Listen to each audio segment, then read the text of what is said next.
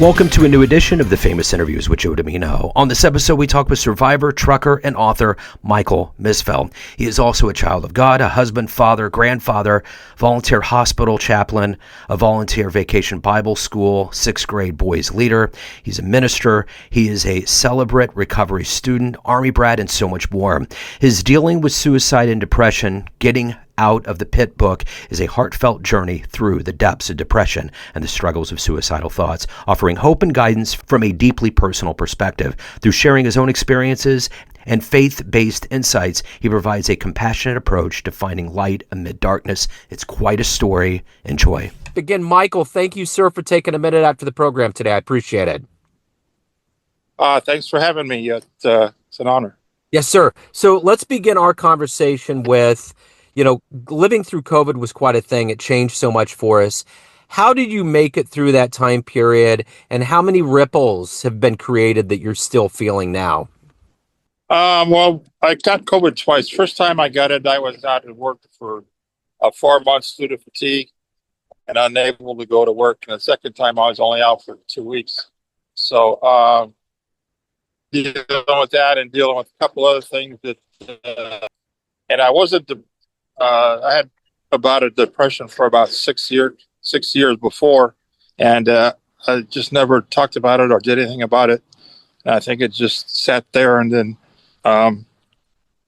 till I finally did something about it. So let's get into the heart and soul of what you do along with writing on a daily basis. I'm going to put you in front of a bunch of grade school kids. It's third graders. It's career day. One of the kids in the back of the room is very curious and is like, hey, what do you do for a living? How do you answer them? First, I think the first thing that I want to say about myself is I'm a child of God. Everything after that is I try and live up to it or try and manifest it through that. I'm also a truck driver, a husband, a father, grandfather, volunteer hospital chaplain. I help out do volunteer work at church. And through this book, I try and go through my experiences through depression and just talk about it, and then see if I can help some people out there and point them in the right direction. So talk to me a little bit about what you wanted to be in the third grade. What was your dream to grow up and become? Probably, I think I wanted to be a cowboy. Okay. Yeah, but we always had, me and my brother, we had these cowboy outfits with the guns and the whole, the holsters and the hats and everything. So it was, I think we wanted to be cowboys. Right on. So let me ask you this. Take me back to where you were born and raised, and what were some of these foundational seeds that were planted into you that became a storyteller, a writer, a spiritual being? How did all of these become who you are today? Well, I was raised in a military family. My dad was in the Army for 21 years, and we got to travel, see a lot of different cultures, a lot of different people. Helped me appreciate what we do have back here in the States. I grew up, I was kind of a shy, quiet kid. And for me to even get this far, it's been an experience. And God has really showed me and prepared me for different situations in my life where I thought it wasn't going to work out or something wasn't fair, but He was preparing me for my next job opportunity or outreach. So let me ask you this. Sure. Who's been that hero for you? I know you've gone through some rough times that you've had to overcome, but who has been that consistent bedrock, that foundation for you? Probably one of my pastors, Eddie Diaz. He's really helped me out. And then my psychologist that I see every couple of weeks is trying to help me understand why people do things, the way they do, and try and get some insight into my background and try and help me get through things. So that's been my main focus, main spiritual leaders. So talk to me a little bit about the book. Give me kind of an overview, give the audience an overview and what it was like to write that book. I first started this summer. I went to man's camp at church down at San Diego and Palomar Mountains. The church goes to do a men's retreat once a year down there. And actually, my wife didn't want me to go because she said we couldn't afford it. I kind of signed myself up anyways, and she found out about it later. I went down there to the man's camp, and it was all about getting closer to Jesus. Over the weekend, you get so close you can feel the dust coming off his sandals. And we had a fireside meeting Friday night out of the camp. And so the pastor asked everybody to fill out a 3x5 card, which is right out of what is keeping you from getting closer to God. I had to stand and come stand by the fire pit and then throw it in the fire. And then you could kind of see the ashes and feel the heat coming from the fire. And then as we're standing there, he asked everybody if they wanted to, they could take off their shirts and stuff and just, get the warmth of the fire. So I was standing there for about 10, 15 minutes, took my jacket off, took my shirt off, and they were standing there. And he said, that's about the best thing I've seen all day is Mike standing there with his shirt off. And I said, well, that's pretty sad. But just trying to be a comedian or whatever. Yeah.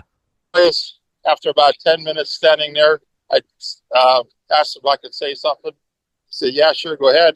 I said, well, it's only by the grace of God that I'm even here this weekend after 3 attempted suicides in the last 3 years. And I wasn't planning on talking about it. But then the next day, I had several guys come up to me and said that took a lot of courage to open up with everybody and, in front of the group and admit that. And then, so about 5, 6 guys come up to me and we started talking, and they started sharing some of their trials and stuff that they're going through. So just right there, I felt that God was calling me to help others. And then I was sitting there. We had a leader that was supposed to speak on Sunday morning to the group, and on the way to the camp, he ended up having a stroke. So he had to go back to the hospital. He's fine and recovered now. And then I was sitting there, laying in my bed Friday night. I couldn't go to sleep, and I said, he felt he was talking to me, and I said, just let me go to sleep, and I'll write something down in the morning. Well, so finally, about 3:00 in the morning, I get up and go into the bathroom there in the bungalow because I didn't want to wake the rest of the guys up.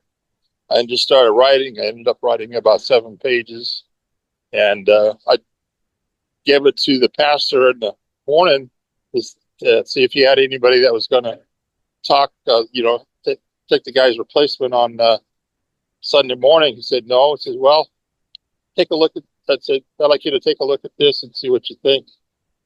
So the day's activities going by, I didn't hear from him. And so I thought, well, maybe, he doesn't like it or just something. You just start thinking different stuff. So, and I thought, well, he's not going to call on me. So on the way to dinner Saturday night, he says, Mike, I want you to talk to the guys Sunday morning. I'll just tell them that somebody felt that God was talking to him Friday night and he just wants to share. So there was about 70 guys there Sunday morning, and I just shared what I had written. I ended up putting that in the book titled A Child of God, and it was just kind of what I felt our calling was to be while we're here on earth. So I just had, and then I started thinking about putting a book together, and I really, I'm not a writer. I'm just an average guy.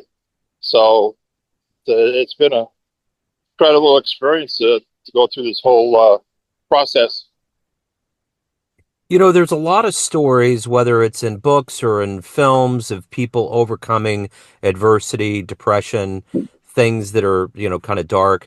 Is there somebody out there that you find inspiring that you would love to meet that's been in kind of a similar boat as you and spend a little time, maybe ask them some questions? Yeah, it'd be nice to talk to Rick Warren. I know his son went through committed suicide. Is probably 4 years ago, 5 years ago, and it was. I know it hit him pretty hard, and he had to step away from ministry for a while. And I just either him or I started reading a book by Joe Diglio about. So it'd be neat to talk to somebody that's out there and that's a spiritual leader in the community. So what is it for you that keeps you going every day, that keeps you positive, seeing the light, writing this book, helping others get to a better place and to do your job well? What is that collective energy for you every day? I don't know. I feel like God's called me to, born to do. I don't know. It just feels good to have a purpose. Felt it's going to help. I'm sorry. It's going to help. A few people here and there, and that's all I'm looking to do. I'm not looking to get rich or, none of that. It's just everybody thinks that the people, especially men in the Christian community, got together. Well, not all of us do, and we all struggle.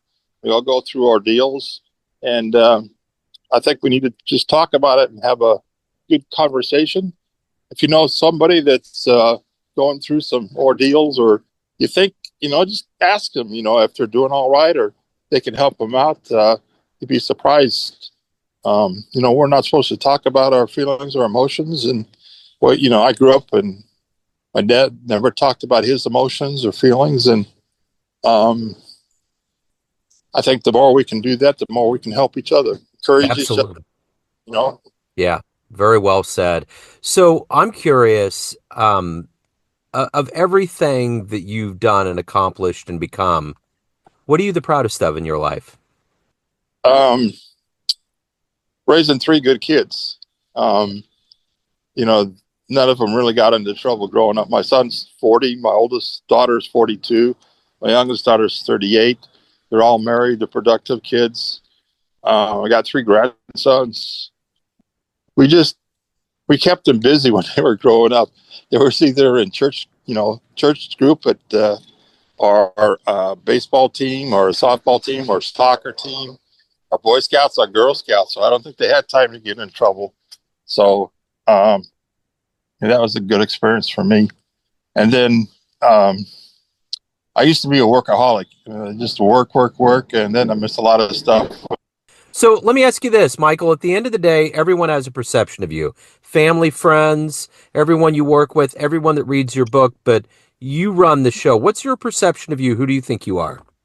I'm just a child of God that's struggling through different, I guess, problems with self-worth, some self-identity maybe. It's just God has taken care of me and put me in places and prepared me for different opportunities that come along. So if anyone wants to pick up your book, read your story, reach out to you, any of the good business in your world, where can they go? You can go to my website, gettingoutofthepit.com, and the book is called Getting Out of the Pit. And it's on Amazon. You can get it either hardcover or paperback. I think it's out on Kindle on Amazon for a while, and then it's going to be an audio book coming out in January. Okay. This has been wonderful. Michael, thank you so much. I know this is, it's probably, it's difficult stuff to get through, but you did wonderful. Thank you for your story. Thank you for your time. Thank you for helping others, and have a wonderful 2025. Thank you, sir. Appreciate it. Thanks for tuning in to another famous interview with Joe Dimino, where we cover the world of art, literature, business, spirituality, music, and more from around the globe. Our esteemed theme music was composed and produced by the great E.E. Pointer of Kansas City's River Cow Orchestra. If you want to hear more interviews, visit the Famous Interviews with Joe Dimino channel on YouTube. You can also find us on Spotify and Apple Podcasts. Thanks again for listening, and until next time.